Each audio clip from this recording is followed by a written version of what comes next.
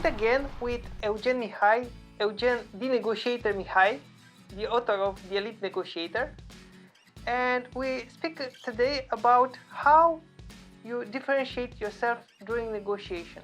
What does it mean to differentiate yourself, and why somebody needs to differentiate himself versus somebody else in a negotiation? First, thank you for willingness to talk to me again. So it was not that boring last time. Well, we need to look at things like this. We are not doing business in a vacuum. We are not alone in whatever we do. If we are selling products, for sure we have competitors selling similar products. If we are buying, which means that we are offering our money as a trade, there are also people or businesses wanting to buy the same products. So in the end, it comes down to how do I stand out in front of the other party? How do I convince the other party that doing business with me is much better for them? Yeah. So somehow we need to differentiate. Jack Trout was saying, and actually has a book with this title, "Differentiate or Die."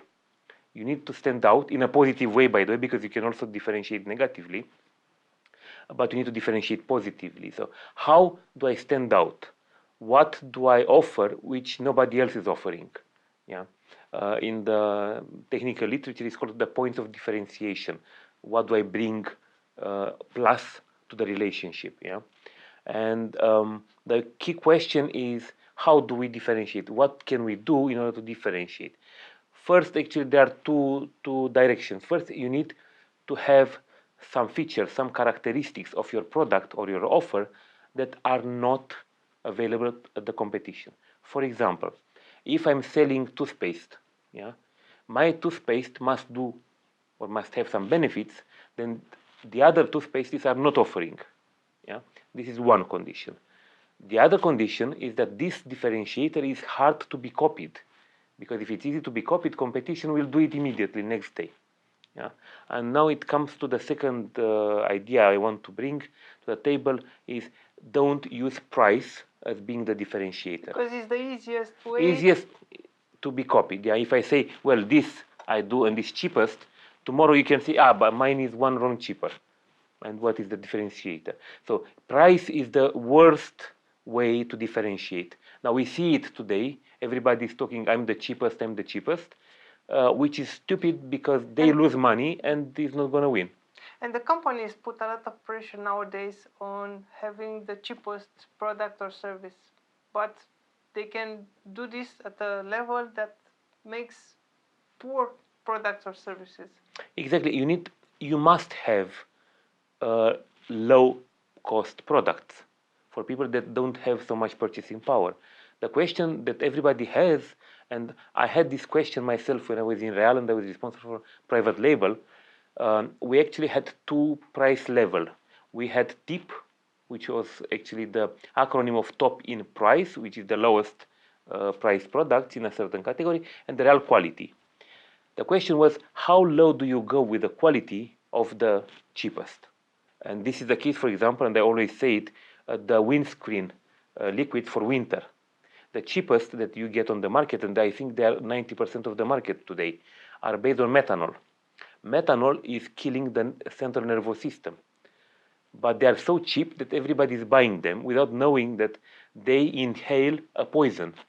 Yeah, but this is the market. And I had this ethical discussion in Real when we are going to launch a liquid that is washing the windscreen for cars.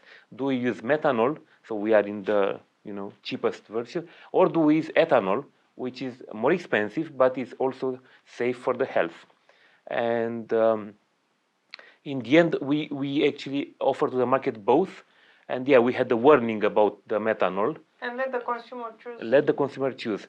But again, you don't go to the level that is putting the consumer in danger. You spoke about some objective approaches to differentiate, but what about subjective approaches? What can you do as a person, as a negotiator, to differentiate yourself if you don't have such strong objective arguments? There are reasons why people come to a negotiation. The most important ones, and maybe we have a session on the iceberg theory on the psychological motives, are these psychological. beyond, okay, I need to buy a cup of tea and it costs me to run or whatever I'm negotiating. It's something that comes to the psychology of the other party. The other party needs to feel good, needs to feel that is doing a good job, that is rewarded by their boss. So you need to show the other party what the other party as a personal level can win in terms of, doing this will make your company more successful, and you personally as a negotiator, you will be regarded much better by your bosses because look how good a deal you did. So you talk also at the personal level, not only at the overall business level. Thank you very much for this discussion about differentiating. And I want to invite you to speak a little bit about the team in our next session and the power of the team. Looking forward to it. Thank you. Thank you.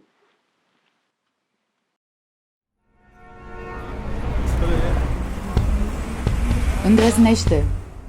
Puterea e în tine. Prinde curaj. Informează-te. Dă valoare informației. Implică-te. Autocunoaște-te. Îndrăznește.